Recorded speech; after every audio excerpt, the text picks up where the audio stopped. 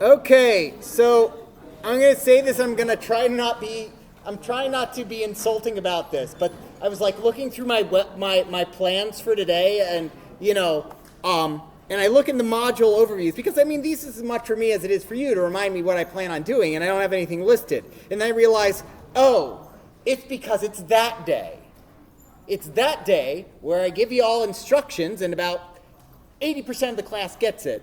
And then I devote the half, and that's half the class. And then the other 20% of the class is devoted to the students who did not follow the directions. So please do your best to follow the directions for this exercise, because today we get to talk about file reading. That is what today's lecture is. Today, let's see, I need to figure out what corpus of text I'm going to use for this. Probably, Hamlet's probably good for that. By the way, piece of advice, if you need to take like a humanities elective or something, I guess they're gen eds, what they're called here. But basically, if you need to take an elective that's kind of literature adjacent, I highly recommend Shakespeare because you don't have to read it all. Shakespeare is, if you're reading Shakespeare, you're doing it wrong. It's all meant to be performed and watched. So, Shakespeare, when I took it during my senior year of university for my undergraduate, because I declared a minor and suddenly I didn't have enough humanities left because they all got shunted to my minor, that became basically mandatory movie watching once a week. And then, essays on why this movie was funny. Because once you get into the lingo, Shakespeare's actually pretty funny. It's early modern English, not old English. Old English is kind of incomprehensible. Early modern English just sounds weird, and they have their own I guess what we would call memes of the time. They just didn't spread as fast. Also Shakespeare's responsible for codifying a bunch of tropes in literature, if not creating some. So, and also is responsible for creating a number of words and phrases that are used in the English language.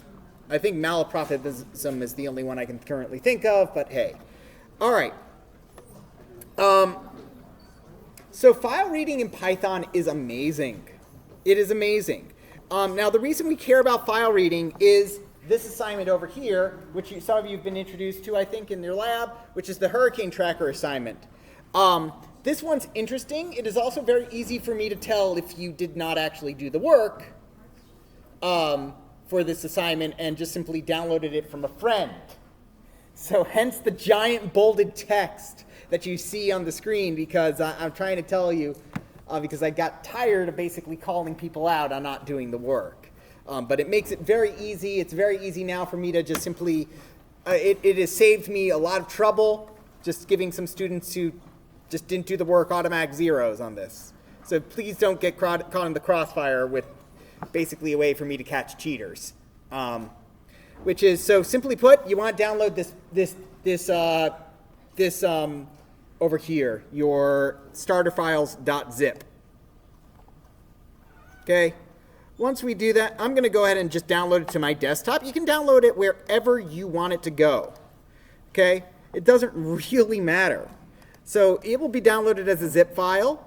It's there on my desktop. You can use whatever you want to unzip it. I just like a lot of times like to double click it and just simply drag the containing files out. It will have a folder called starter files in it. That's fine. You can rename that folder to whatever you want. It doesn't matter. I'm just going to call it the Irma project. I'm going to call it Irma project rather than Irma to avoid name collisions, or maybe Irma assignment, whatever. Just simply so that I know that I'm not looking in a folder and going Irma, Irma, Irma. It's kind of gets annoying. But the main thing is that folder. Now I'm going to go ahead and open it up, and I'm going to make it a bit easier for everybody to kind of see, although not necessarily read, because of course with the way UI works is that even though the folders get big, the text does not. Now it is imperative that you maintain this file structure. In other words, that when you're working with this folder, that you don't, when you move your files around on your computer, you're moving not a file, but the entire folder around. Because everything works on what is called relative paths. That means, as we'll soon discover, the computer looks for files relative to where you actually are running the code right now. Okay? That's why you might have some issues in running this file. Another common issue is actually a Mac-specific issue, which I'll show you how to fix very, very quickly. But this is basically the culmination of the first half of the semester. And what's wonderful about this is that it is one of those things that it looks challenging, and it is moderately challenging, but it doesn't look challenging. It looks extremely hard, but is actually just moderately challenging. Once you actually have finished it, you're like, that wasn't so bad. What we are going to do is that we are going to build a hurricane tracker. Basically, we're going to take a bunch of data from our hurricanes, from some historical hurricanes, and we're going to use the turtle to kind of track it. This is the output of the code after we run the code, right? And it will look something like this, where basically we see the path of the hurricane as well as the intensity of the storm, okay? So now, so I'll go ahead and open up that file. Now, when I open up this file, it's going to open up in VS Code, which is the IDE, the kind of the default IDE that editor that I have on my computer. You don't have to use that. It's just something that I'm going to start switching over to more and more. But it works basically the same as idle. The only difference is that I'm going to, have this here, okay, and the output's down here. So when we run this code now, and I'll go ahead and run this file, okay, let's see what happens. Let's see, does this work here just fine? Occasionally you'll get some issues with this. Okay, and you'll see that basically it popped up with a map and then it disappeared. Okay? So that's all it did. It just popped up and disappeared. Now, if you're running a Mac and using idle, you'll get something slightly different, which is that you'll get where the map will flash for a second, immediately disappear, give you a white screen, and then it goes. This is this expected behavior. It's a weird kind of issue with tkinter, which is what Turtle's based off of, and Max. It's nothing to panic about. It's just why I asked for specific what was going on, and I mentioned on Discord to do turtle.done. I'll show you the one line of code you need to kind of just make it a bit easier to work with. So here so what have I given you? We've got import turtle, then we've got this function which I say don't change this code because it does a lot for you. Okay, and it creates this is the standard way to write documentation for your code in Python, which is that you do a multi-line string indented inside of the function. So that's what's gone on over here. Creates a turtle and screen with the map background and the coordinate system to match latitude and longitude, right? Normally, our turtle, it uses the XY Euclidean plane, right? Where X and Y are the coordinates we care about, right? Here, the coordinates we care about are latitude and longitude. So here what we're doing is that we're changing the coordinate plane to match the Gulf of Mexico, essentially, so that when you read in so when you tell the turtle to move to a specific latitude and longitude, it will actually move to that specific latitude and longitude. You don't have to think about it. It literally does it for you over here with this over here where it sets the world coordinates over here. Don't worry about how that works, but that allows you to deal with that. It also sets it up so that the picture is in the Atlantic Basin, and that's a file over here, images/Atlantic Basin. As we'll see in a minute, this slash indicates that we are inside of a folder. Okay, and then again, additional kludge for positioning the background over here to make sure that's done there. It creates a turtle, a window, and it changes the shape of the turtle to the hurricane symbol for you, and then it returns the turtle, the window, and the map background image. The only one you care about is turtle, which they named T. You can give it whatever name you want. If you're working on a Mac and you don't like your map disappearing while you're trying to work on the code, go over here. Notice the comment over here that says your code to animate Irma here. Just type t.done. right? T.done with parentheses to invoke the function. And then that will basically say, don't close the window. That should help, I believe, right? Oh, T.done. Turtle does has no attribute done. Do you mean clone? Let's see, what's going on here? Oh, I think I hit control. Yeah, I hit control F5. What happened there? No attribute done. Turtle object has no attribute done.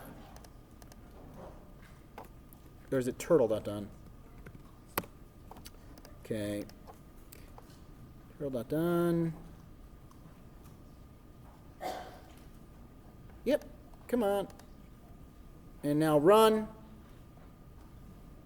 There we go. Turtle.done, not T.done. There we go. Turtle.done is .done is a top level invocation. Oh, by the way, if you didn't see what I just did there, one of the fun things about the more powerful editors is the ability to kind of go inside code and look at them, which I did by holding control and then clicking on the function, which opened up the turtle.py, the actual turtle.py that you import, and then going to the 3,994th line of code in Turtle to see where it was. Done is apparently equal to main loop, which is interesting. So it's got, and this is a ton of code that's just built into Turtle. It's pretty cool. Now the last line over here is if name equals main. This basically is a way of saying only run this if this is the code we are running. If we are literally hit the run button for this program file, okay, then and only then run Irma to do that. Okay. So once you've confirmed that this is working, that you've got basically a map going on, you want to basically move your. You basically what you do is you read the file and you want to start moving the turtle to the location. Here you'll be wanting to use what function to move the turtle to a specific location. What moves the turtle to a specific? Yes. Turtle. Yeah, the .goto function. .goto. So whatever your turtle's name is, .goto. And again, to move them to the appropriate longitude and latitude, that means we're moving them where? We're moving them to a longitude and latitude that's written in the file. Now, longitude and latitude are different than x and y, but one is a vertical and one is the horizontal. So and I always mix it up, right? Longitudes, the longitude is the position that specifies the east-west position, right? So the longitudes, they specify east-west position. They go up, down, but that means that they are the x position, your longitudes, right?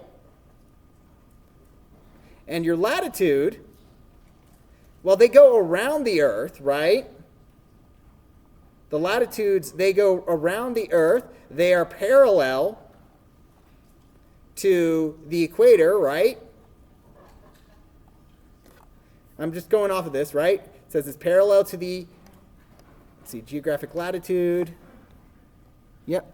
And the circles parallel to the equator are lines of constant latitude or parallels. That means the latitude, even though they're going across, right? They're encircling their Earth. That represents that represents your y position.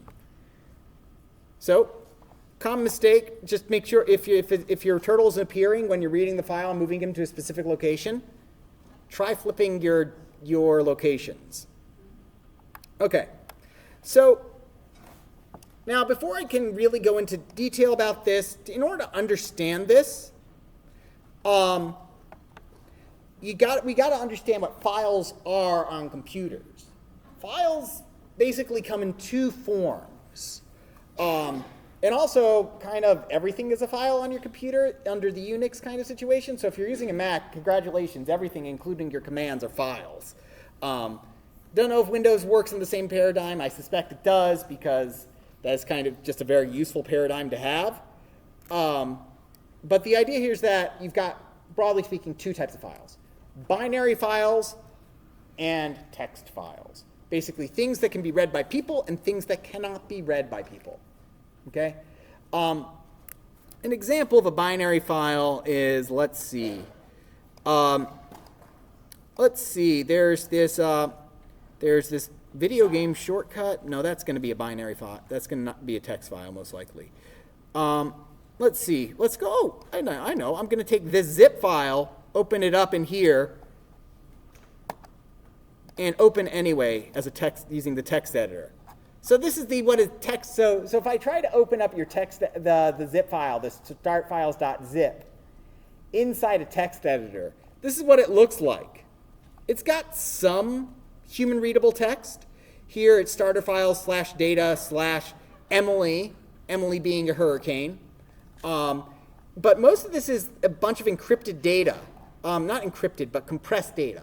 Because that's what zip files do. They use something other than your standard kind of human readable text to make it smaller and easier to distribute. Okay. Also, it bundles it up into a single file that's easier to distribute, which is great. But this is an example of a binary file. It's not human readable. Text files are like your programming files, things that are human readable. A common misconception is that a .doc file would be or a PDF file would be a text file. They're not. You need a specific program to read them. If you open them up in a text editor, it looks like a load of nonsense. Okay? So if we, again, go into Documents and into GitHub and into, let's go ahead and go to, like for instance, if I try to open up,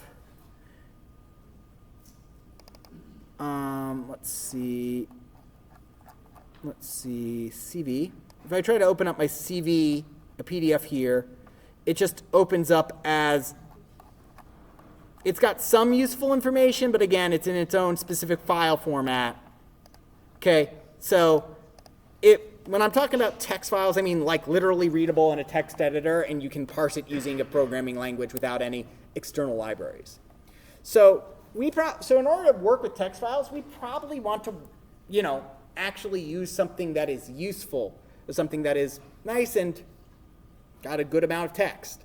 So let me introduce you to one of the best resources on the internet for finding text, Project Gutenberg, named after the Gutenberg printing press, which is what the Gutenberg Bible is named after.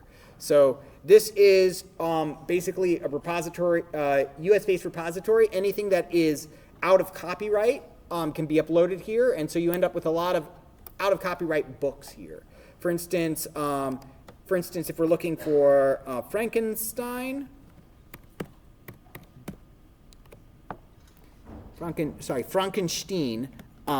or the Modern Prometheus, we can find it here, right?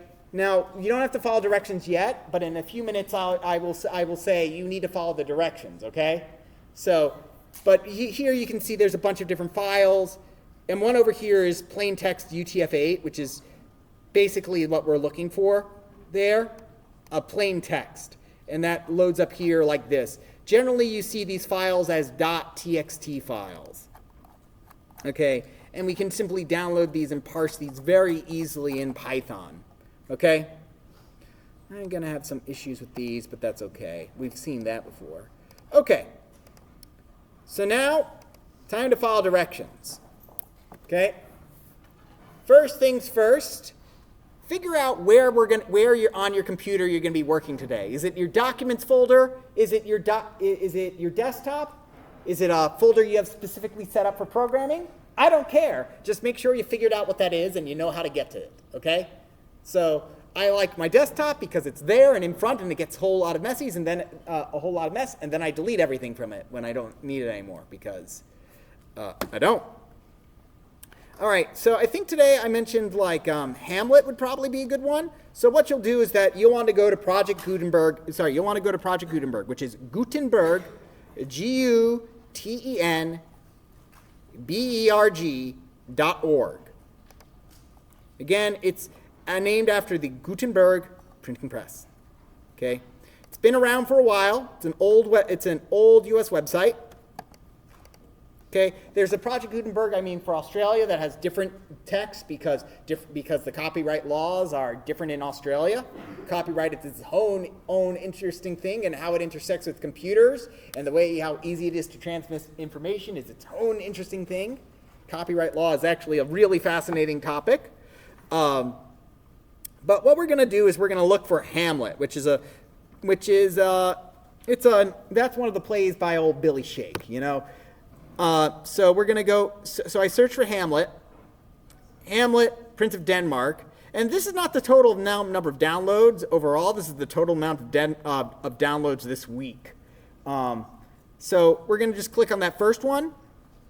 There's a bunch of ways to access it, but what you're going to want to do is we're going to want to download this file.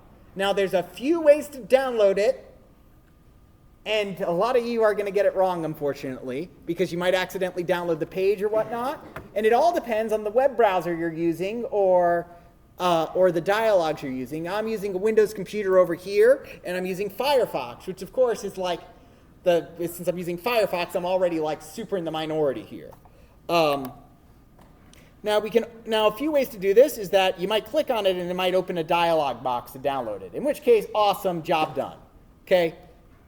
Otherwise, you might click on it, it opens up a new tab or new window, and in that case, what you might want to do in that case is you can right click or command click and hit the Save Page As. Now you only want to do that on this page and not on this page. If you do it on this page, you're going to have a bad time. If you do it on this page, you're going to have a good time. Save Page As, and then you can download that, and then you'll get a dialog box saying, hey, you're downloading a text file, and just simply put it into that location you want to work in today. Okay? It will come up as PG1524. That's because that is the 15th, 100th, and 24th file that was uploaded to Project Gutenberg. Okay?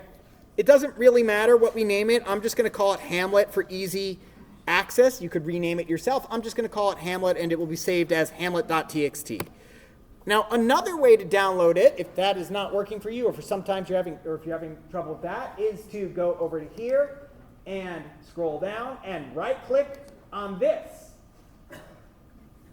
link over here and say Save Link As, which ends up getting the same thing because it's saving the linked file. Okay. Finally, in a last act of desperation, what you'll want to do is create a new blank text file, open up this, copy this, select all with Command or Control A, press Control C or Command C to copy it all, and then best paste it into that empty file in your last act of desperation. And all those ways work. I prefer you to download it, but hey, if that's ending up giving you trouble and you just want to get this done because that's the unimportant part of this lesson, that's okay. Now, so download it again and make sure you know where you want it to go. Okay, that's step one. So here I believe, I have put it here on my desktop. Okay, I put it here on my desktop because it's easy for everybody to see. It's on my desktop. I can just close everything else. And so this is where that is. It's this sole file holding out by itself. Here's the part which trips people up. You want to make sure that the new Python file we are about to make right now, the Python file that we are making right now, is in the same folder. If it's not in the same folder, this is going to be all for naught. Okay? So it's got to be in the same folder. So a couple ways to do that. If you're working in idle, right, in that case what you want to do if you're working in idle is you just simply open up idle, right? We go to the new file dialog that we normally do, and that will create an untitled new Python file. Now most of the time, this will be a blank file. It's just blank right now, but I'm going to save it anyways. Okay? Now, most of the time, a lot of you just kind of save it into the default location, right?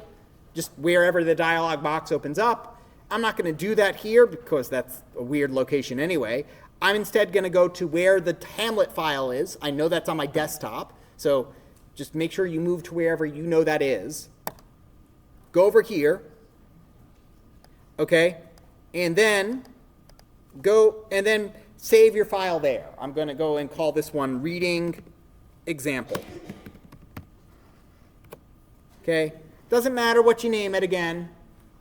Okay, but I call mine reading example, and now we've saved a Python file, and now I can confirm it worked. It's always good to double check these things because I now have a Python file here on my desktop called reading example, and I've got one called Hamlet. They're in the same folder, so this is going to go okay. Okay, now this is where most people get tripped up. But occasionally, but if it's not working, don't feel too bad, because occasionally something weird happens, like Safari might be doing something unique, or Chrome might decide to be extra paranoid, or something like that. So it sometimes gets to be a bit weird. So don't feel bad if it's not working. But for right now, this is how it works basically most of the time. So now, reading in Python. Now, when I was learning how to do file reading in C, it was a pain in the butt. You'd have to open up the file, and then you'd have to read everything a character at a time. And then the way you used to do it in Java was something along the lines of like new file reader, something new buffered reader or something like that, and then some other thing. It was a pain. Honestly, it's actually easier in Java nowadays, because all you have to do is new scanner. New scanner, so you can use the same scanner that you use that you learn in Java to read stuff and to do input. Instead of using the input command, you create an object called a scanner, which reads stuff from a specific stream and so you can use it to read text input. But you can also use it to read files. And new basically means we're not making a new file, we're creating a new file object for reading and writing files. So, and then you just simply say like the file name. Now don't worry, this is how you do it in Java. So don't worry about it. Okay? This is how you would do it in Java. I'm just trying to give you an idea of just how beautifully easy you have it here in Python. Scanner is equal to new scanner, while, and so this is how you do a while loop in Java, while scanner dot has next line, and then let's go ahead and let's say string text. So you have to declare what file type everything is, which is both awesome and terrible. It's awesome because it helps enforce type safety, which is great. Is equal to an empty string, but it takes up extra time and makes things a bit inflexible. So while scanner has next line, and you use curly braces rather than indentation, and then text plus equals next scanner dot next line. Okay. Now the reason I'm going into detail about this is that I grew up with the old way I started writing out. So the reason I fell in love with Python was literally because it was so easy to open a file, and it worked. It did that thing that I keep harping on about, how Python works by on the element of the least surprising thing. It works by doing the least surprising thing. So to open a file in Python, we do the following. So this is the target is a file object. It's what I want to open. So I'm just going to call it target open. Makes sense, right? To open a file, we just say open. Now we might have to add in something else over here depending on how it's encoded. That's just only going to happen with Project Gutenberg files. It's not going to happen with anything else here. But we're going to open, and then actually we don't need anything else but this, hamlet.txt. Technically we don't need anything else but this, hamlet.txt. That's it. That's how we basically say this is how the file I want to open, and then text is equal to target dot read, and this should most likely work. There might be one more issue that's specific for Project Gutenberg files that I might have to put in, but we'll see. Yeah, okay. So that's the only issue. So CP car map. So let's see. Give me 1 second to figure out that magic line. Python open UTF-8. Okay, that's the only thing. Sorry, UTF-8 encoding. Sorry, I have to look this up every semester because it only happens on Project Gutenberg files where the Project Gutenberg uses UTF-8 encoding, and for some reasons a Windows computer sometimes doesn't like that. So if I go to Classroom and I go to ITP and I go to Drac count, should have that. Yep, there we go. That's the line I needed. Okay. So we're just going to add just a bit more to the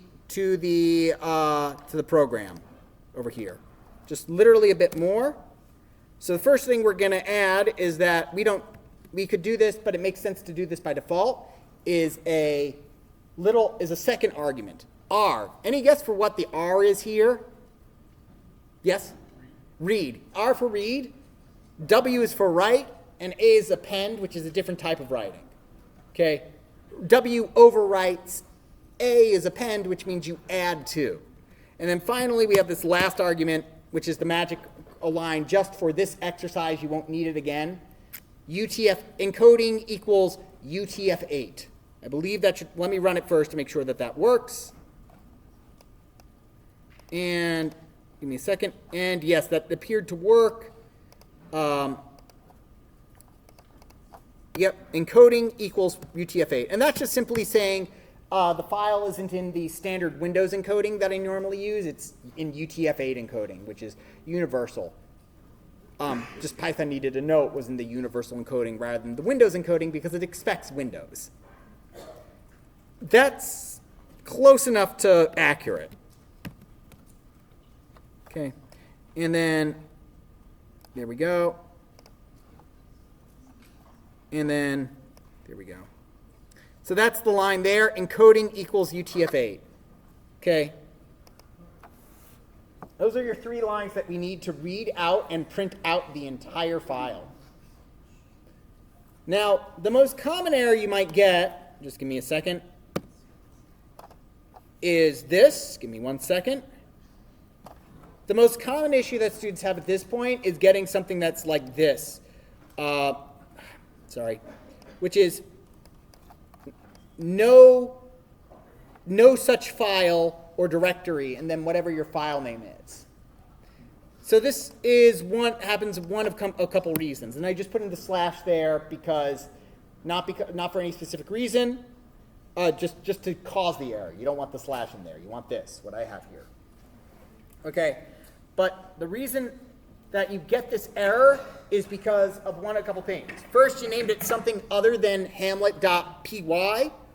Like, for instance, I named my file hamlet.py. If you just simply downloaded the file and didn't rename it, you're going to want to open it up as pg1524.txt, right? That was the default name, if I recall correctly. Amazing what you can remember, just randomly. Okay? That is the most common. That is one common reason. Another reason is that capitalization does matter, right? It's case sensitive. So if you did capital H somewhere and you do a lowercase h somewhere, you're also.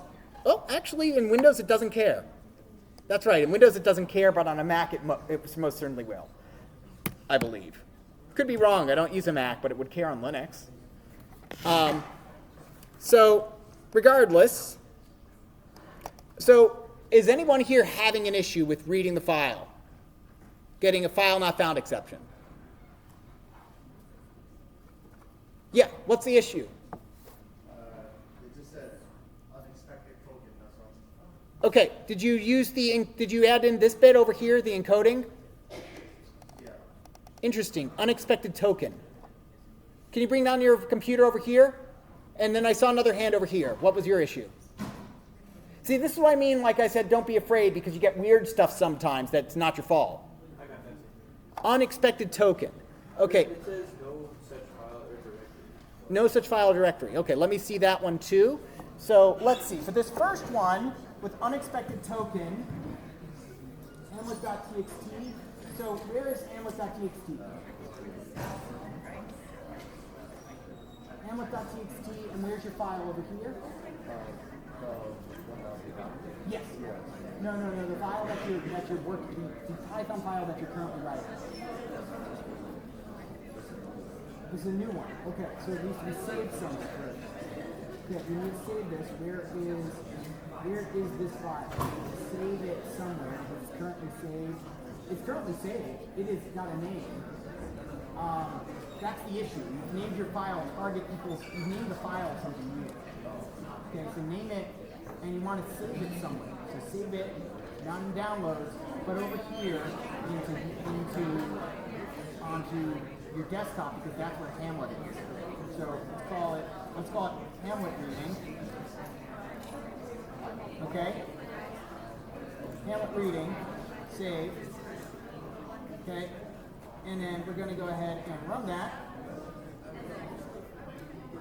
And there we go. Boom. Okay. All right, so that one was because the file name, make sure your file name is actually like a file name that's going to work for Python files. Also, again, make sure it's in the same folder. So over here, let's see. So here is hamlet.txt. Here's hamlet.txt. So there is. Okay. Excellent. Hamlet.txt on your desktop. File account. Hamlet.txt. Okay. Desktop. This is really okay. And there's no issues with this over here. So it's in the same folder. Sometimes Visual Studio Code can be weird about these. Again, sometimes Visual Studio Code is weird. I didn't yeah, try it out.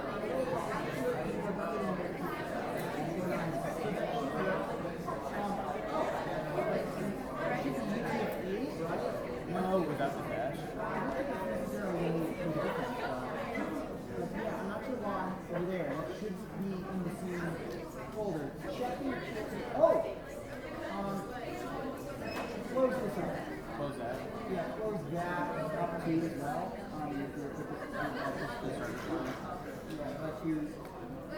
Like you don't need any of these. You don't want to be in a folder. That can make it too difficult sometimes. But again, like, try opening it in an idle. Again, if you're using VS Code, try opening it in idle first before you come up here. Yes? Okay, yeah, that is not the file you want. Okay, so here, this is opening up cache, right? So, okay, so over here, right, you want to save this file. So you want to save this file. And then like that. That's a huge file. So here it's in your downloads folder. Okay. So and then here this is not in your downloads folder. This is in your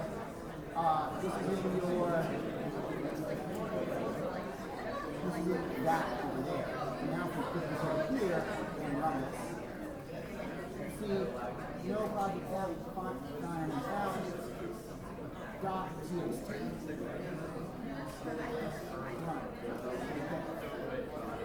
There you go.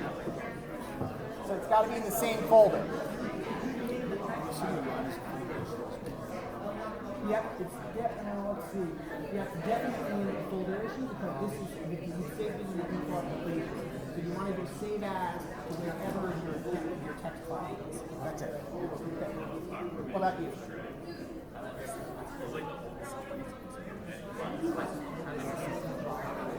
So here you've opened it in here.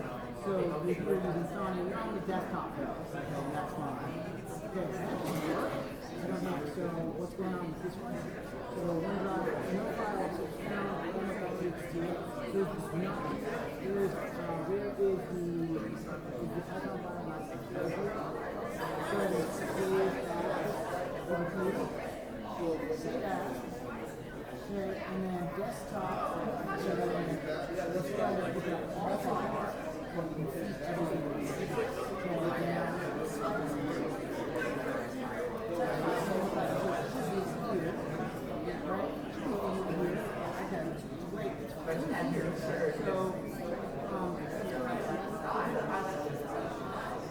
case, because different ISPs have issues that refer to different kind of conflicting about Alright. Another example that we want.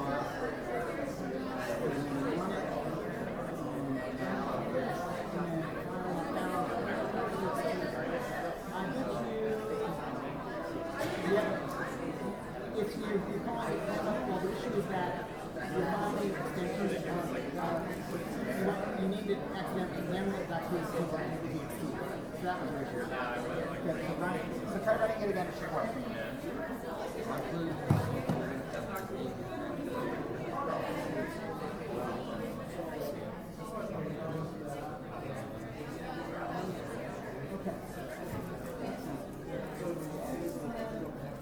We need to debug these. Okay, so those files are not open because we've got a folder. Those folders open. So here, this is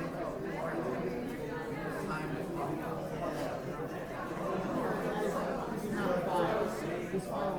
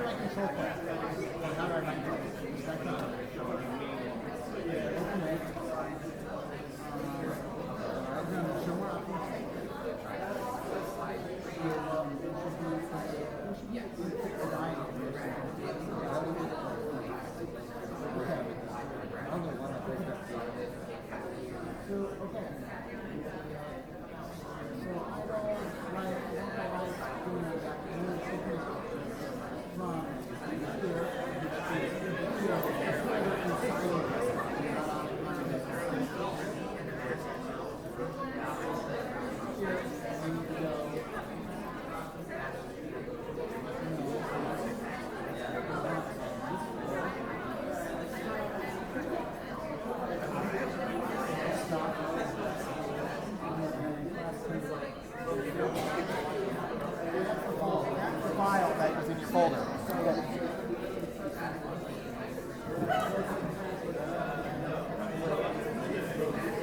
Let's go ahead and open that file. Change that file, that looks fine. So that's on your folder. That is there. So where is your So this is your document folder and you have that. So just to fix that, you take this file and you're going to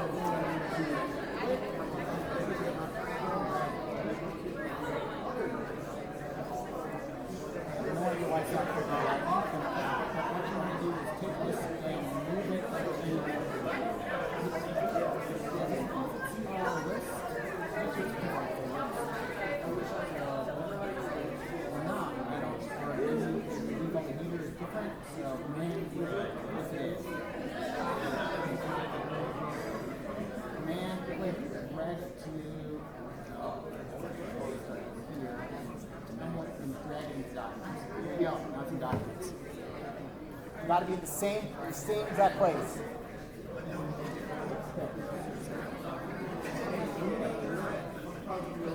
Name this file read colon damage.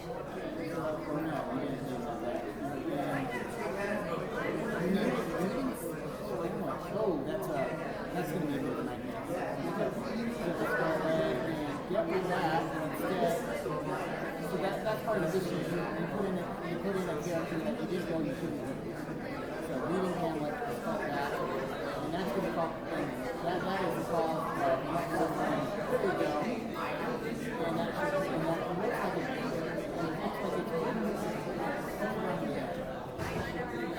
oh no. Open this and now run it here. And it says operation dot file.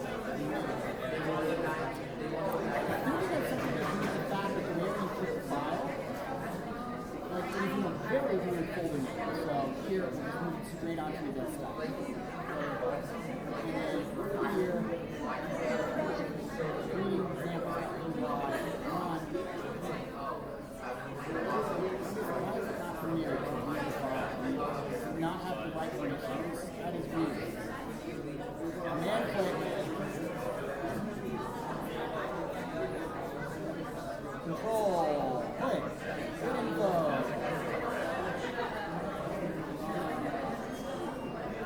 Permission, and permission. Should be able to read and write it. Let's go ahead and change it to read and read and write for everybody. And there we go. I have no idea why it says operation not permitted. Hamlet.txt. That is so weird. Okay. Again, reading that example. Run that file.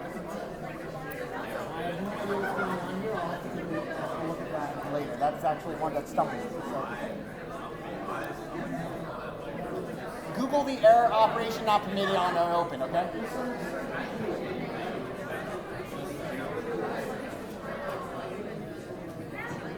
Okay, so it's got to be in the same folder. So, okay, so you put it in there, and so all files, so you don't have the text file. You put this file inside your hurricane folder. And you put your downloaded files there.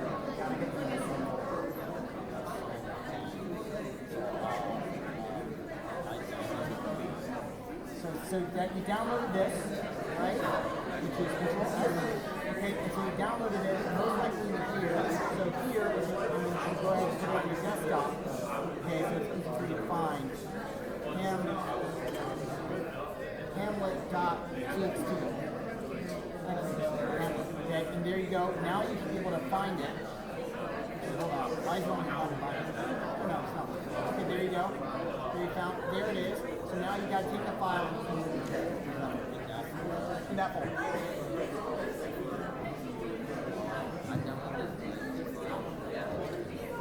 No. We want the UTF-8.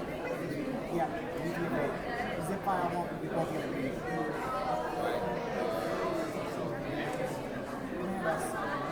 And then download it to whatever folder your code is in.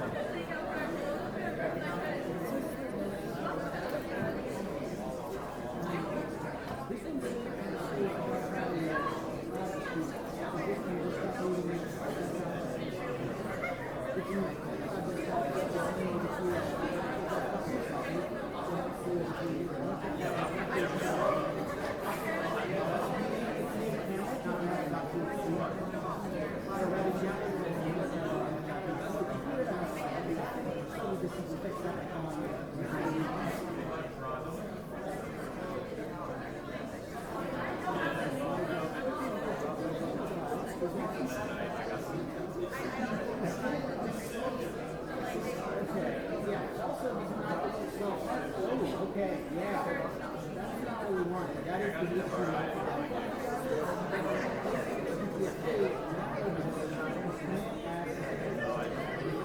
Desktop, we're going to call this one. Okay. Oh, okay. It seems that it's above our prices. This is Safari. Okay. This is Safari. This is what I refer to as the browser.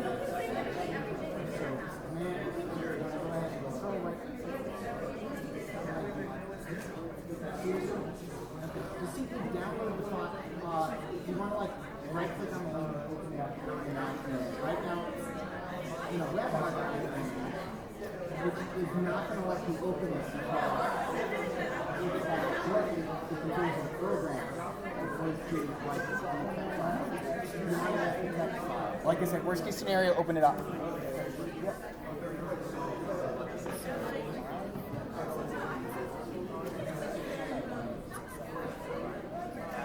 Right, saying not down to your main example, that's why Hamlet. You're finally back in the default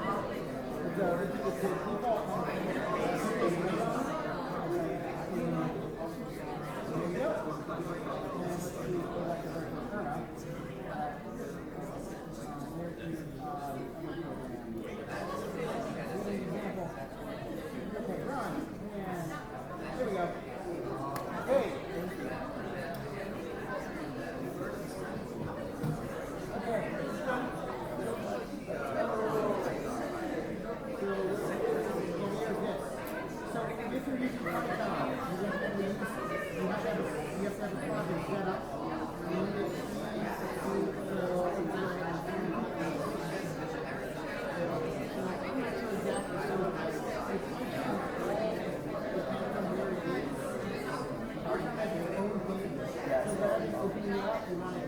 For instance, so you've done this. I'm not sure what file ID does. Did you try and write it? Yes. So it does not like, so here's the issue. Do you want to try doing this in non-air? So you need to figure out how it works. Python and other IDs like that are very specific. So move all those folders out and look at these boxes.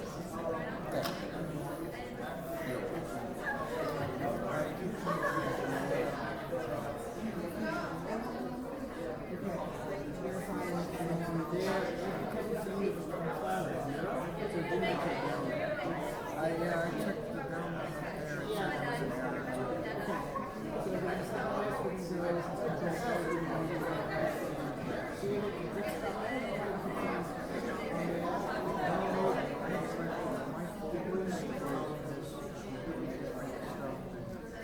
Most likely because you've got because Windows is weird and it has and you have your desktop and your OneDrive desktop.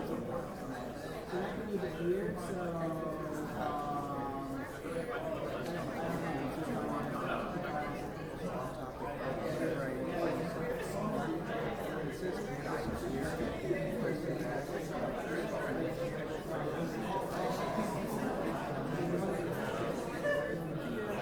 It opened up. And it should be up here now. It's currently uploading to your. So it's because of OneDrive. Well, OneDrive you can keep it's in different folders and you can see it because OneDrive is down like that. And now if you run it, well, it's needs to be like Hamlet or something. Which is what it is. Okay, thank you.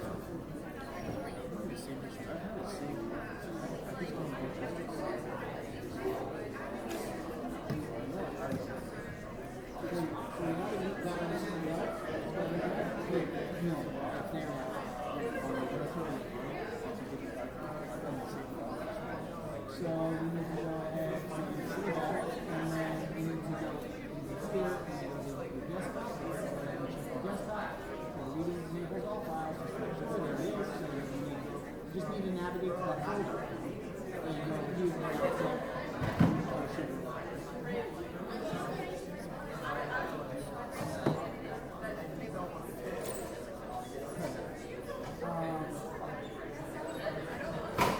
Look up the permission edit. To be honest, only thing I've seen it, this is the first time I've seen permission edit, and I don't know why it's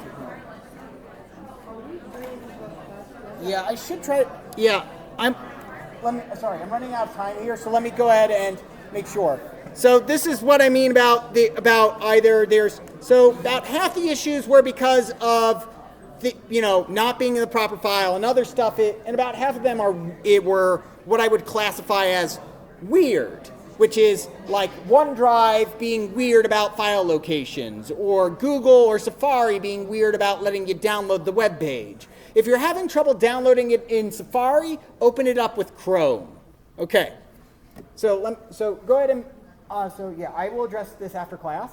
So because I want to make sure that everybody's able to read their files. Okay. So and again, if you can look up the permissions issue, because again, that's a unique one I haven't seen. Before today. So yes. So let's go ahead and look at what else we've got here. So once we've read this file, we can run it, and in idle, it's going to say squeeze text, which just basically says that your output was massive, and idle can choke on that essentially because it's a huge file. Okay, huge in terms of text. I mean, that's a lot of text for a human to read. So there's various ways to read a file. The way I've shown you is actually the least useful way. Now, suppose I wanted to read now assume you knew nothing other than this, okay? Assume you knew nothing other than this. How can you read a file? How would you expect to read the file line by line? How would you expect to read this text file line by line? Any guess? A for loop. how would you guess that that for loop kind of would be structured?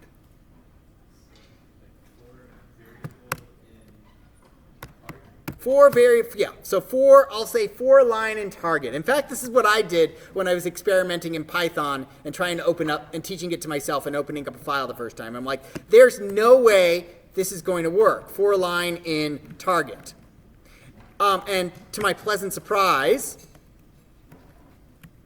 it worked exactly like I would hope it would, which is that, sorry, I'm printing out the wrong thing here. I'm printing out the file rather than, I'm printing out the file object rather than the line, right? For line and target, print out the line. I make that mistake all the time.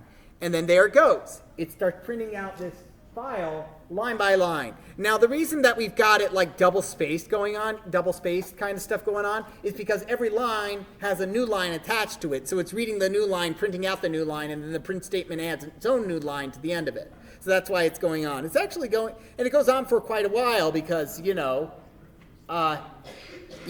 definitive movie version of Hamlet is like 4 hours long. Now, there's multiple versions of Hamlet if you want to check it out, including one with David Tennant and Patrick Stewart as well in there. Patrick Stewart also starred in Macbeth. It's very popular for actors. Those actors who like Shakespeare love starring in being the opportunity to star in a Shakespeare adaptation. Adapting for film is, of course, very different than adapting for the play medium, because in the play medium, you are playing to an audience who is actively reacting to you. For a movie, you are playing for an imaginary audience, but also for the director you're standing in front of. Huge text file. What did I say? Okay. Anyway, so there's some common operations that you might do with this kind of text file, such as counting the number of lines. There's other ways we can do this. There's other ways we can do this. One other fun way to read this file, and again, what is the correct way to read a file? And the answer is whatever's easiest in the context. The third way that I'll teach you is a function, right? We did read, okay, which basically, as you saw, target. So actually, rather than deleting, I'm just going to, kind of comment it out so you can see it. Okay? But the reason I wanted you to do this is because, for the most part, I want you to be able to download a file and be able to read it. And because before this class, there's probably quite a number of you who never really had to actually think about how your computer organizes your files and directories and stuff. Okay? Now, the last, and then over here is, let's see, target.read, and that gave me text, and that dumped the entirety of the file into, took the entire text file, took it as a string, and stored it in a single variable. It's just a long string. There's no issue with that, okay? Now, the third and final way to read a text file that's useful that I found is the read lines function, which does the exact same kind of it's kind of a cross between the previous two ways. Okay, it's a single command, but it does something nice and easy for you, which it splits the text file up into lines. So text is equal to target, and as you imagine, I called it read lines, so we call it read lines, and I believe that's how we do it. Yeah, and when I say I believe, it's because I'm always, I'm jumping back and forth between languages sometimes, and I always forget, is it lowercase or uppercase? Again, that kind of minor error, you're going to be dealing with those your entire life, and nobody's going to look down on you for making that kind of very easily correctable mistake right over there. So read lines. And now, why is this relevant? Well, what this does is that this allows us to, it creates a list. Text is now a list of lines of text. We're going to see what this looks like by printing out the first 100 lines of text. We do that by creating a slice operation. So from the beginning up to, but not including the 100th line. which would be 100 lines total. And so over here we have, right, the copyright notice for, sorry, the title, the copyright notice. What is this? This is a funky begin of this is basically a funky begin the file character that's in this text file. Okay? And then here we have the acts. We have some completely empty lines in the file. That's to be expected, right? Some things are, paragraphs are split by line breaks and stuff. Okay?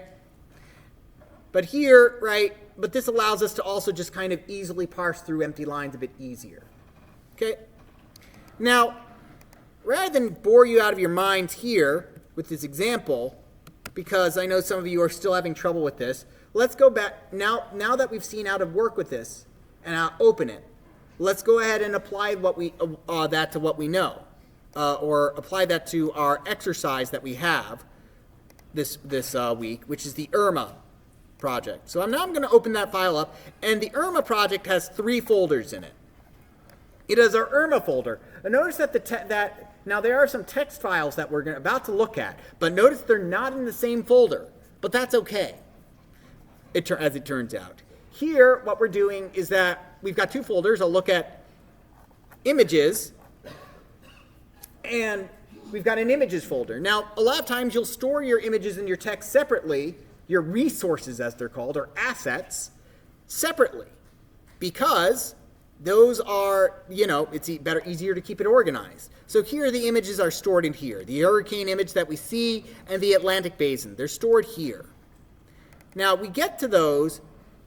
Now those are stored in the images folder. So the way we access them is by saying, or the way your program accesses them is by saying images / and then the file name. Because right now we're inside irma.py. So everything is referred to by what's called the relative path, meaning you figure out where it is in your computer, or where relative to where the file you're currently in is. Relative to where the file currently is. So it's in the images folder, and to go inside a folder, you type the folder name and then use the /. Again, this assumes the folder is in the same folder as you are. Make sense? Okay, so images, and then /hurricane, and that's how it's able to find it, right? I accidentally modified that. So if, for instance, it was inside, if we didn't have the images, so if we didn't have this, if the person who wrote this, don't do this because that'd be changing the part of the file that told you not to change, right? If somebody ran that, we're immediately going to get an error in the call stack saying, an exception occurred. You can't find. I can't find it here, right? That's what happened. I got an error saying you can't find it. Let's actually run it in here. It says Atlantic. I'm looking in the same folder that IRMA's in. I don't see an Atlantic Basin photo. So that's what the images.py. Sorry, that's what the images / does for us. Okay. And I bet that's because I tried running it as a debug. Don't show again. Okay. And then where do I stop? Oh, yeah, there, stop. Right. Okay.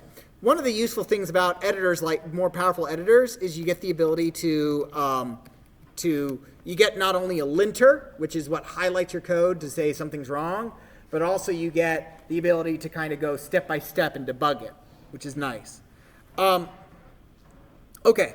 Now, what we needed, so now, why am I bringing this up? So the most common file we're actually going to be working with in this class, and the file that you will definitely be working with in exam 2, is the CSV file. Now notice that the CSV file is kind of interesting because look at the default icon for the CSV file. What is that kind of, what's it say it's going to open up in? Microsoft Excel.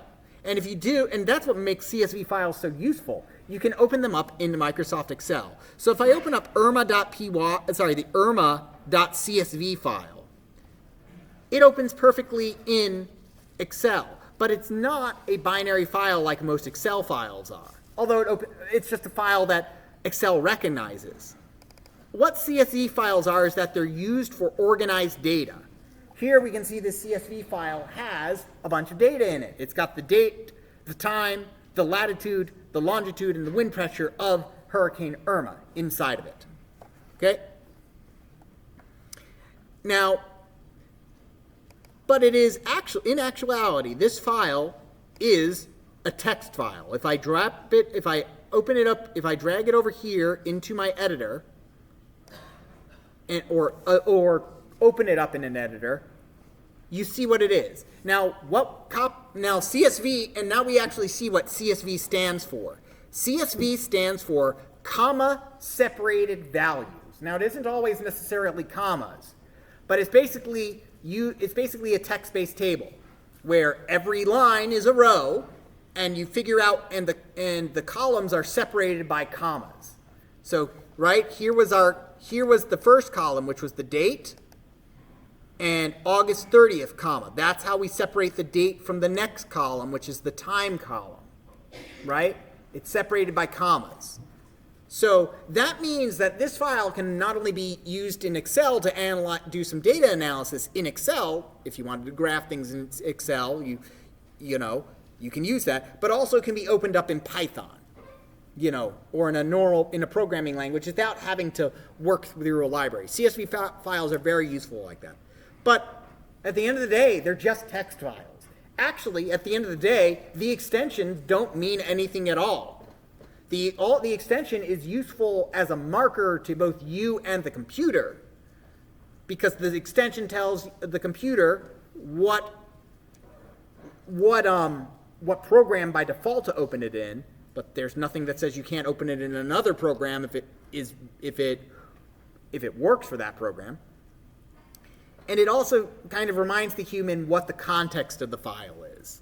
So, but the .csv is part of the name. Now, if you're on Windows, and this is by default, it hides the file type here. It hides what type. It doesn't say this is a CSV file. Instead, to show that, you'll need to go into Show, and if you're on Windows, you'll need to go to the View. You'll click over here onto the View option on the toolbar. You'll go to Show, and then over here where it's got all the fun stuff, it says File Name Extensions. And then you'll see that the file names start showing up as part of it. That happened with some people where Windows, trying to be super helpful and not complicate things, kind of hid the extension, so they named their files So some people accidentally, and again, no fault on their own, named their files like hamlet.txt.txt. That's understandable, because if it's hiding the file, you can't see that it had the .txt already added to it. Okay? So now the reason I'm bringing this up is, these are text files, and what I'm going to need to do for my Irma program is I'm going to need to read the text file. So the question is, how do I open up that text file? Right? So I'm going to call it data this time rather than target. Data is equal to open, right? And so I need the file name here, and I need an R over here. We do not need the other part, by the way. We do not need the other part, right? So what is the file name I should put in? Well, it's not irma.csv. That's going to be the first thing that most people try. They're going to try to do irma.csv, and we're going to try to run it. And we should get we get an error saying no such file or directory. There's no irma.csv file. So what should we do? What is the path? So let's go ahead and go to our folder. What's the path? It's got two folders, images and data. So data / exactly. So to open up, so if you want to open up your data file, we do data / irma.csv. Okay? Okay? And there we go. No error this time. And in fact, we can print data.read to print out the contents of the entire file. And if you want to track a different hurricane besides Irma, feel free. I believe, let's see what other what other horrible natural disasters are in there. It's got Harvey in there. That was pretty bad. But we could print out the data for Harvey instead. You don't have to do Irma if you don't want to. Just kind of give us a heads up in the comments or something. But that's fine. So that's how we print out, and now that we've got the file opening, so what have we figured out? We've got the file opening figured out, and now we figured out that this thing works on longitude and latitude. So now what has this turned into? It's turned into a text parsing puzzle. That's it. You're just parsing text. So now one of the things I enjoy about the textbook is that as we'll see for some textbook exercises, you can just open it. Now the reason that I wanted to emphasize the whole downloading a file today and opening it up, and I spent so much time helping people up, is because on the exam, what you'll have is both on the exam and the final, I will have problems such as read a file, write a program that takes in a text file that's formatted like this, and I tell you exactly how it's formatted, okay, adds up all the numbers in it, and prints out the number, right? And I say, this is an example input file, and your example answer should be this, but the example input file isn't what I test on. I give you something of the same format, but I'm giving you a file that's similar to the one I'll test. Make sense? In other words, if it works on my example file, it's going to work on my actual file. Why in the world do I do that? The reason is because I don't want you to, is because otherwise somebody might go, oh, I hard-coded the answer, they hard-code the answer and go, well, it works, it gives you the right answer. And I'm like, but you didn't do it the right way. So this kind of gets around that kind of trying to get some points. But the other thing is that you'll need to download the file from, and I don't host it on Canvas because that ends up being a bit difficult. Instead, I host it on GitHub. Long story short, it's just a link like you had today to a file there. Now, that being said, if you do run into the issue like you did today, like you're having trouble downloading it, and like nothing you're doing is working for downloading the freaking file, then what should you do?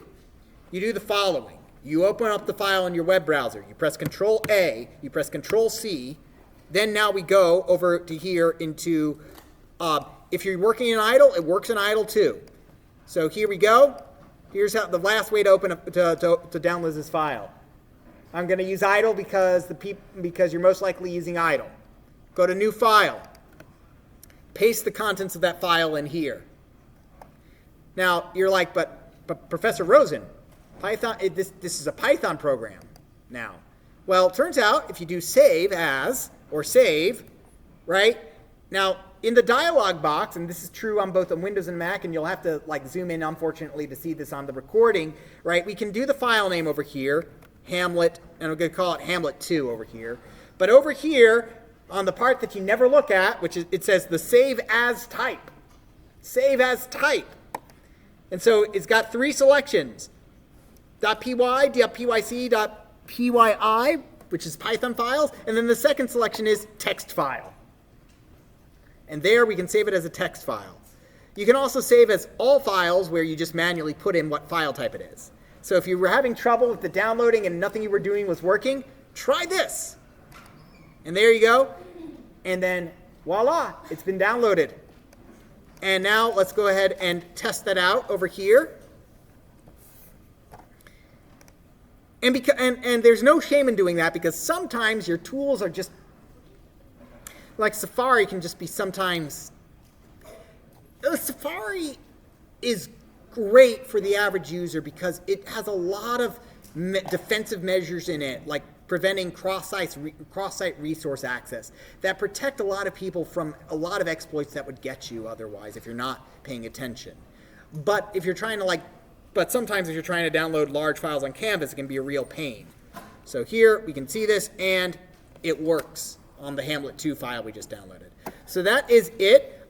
I know for a lot of you this today was boring because you had to wait around. Most of the issues were actually this time really weird issues I didn't quite understand. So if you're still having that issue, come down. Otherwise, you're dismissed. I can't take demos today because I'm going to be busy dealing with those issues.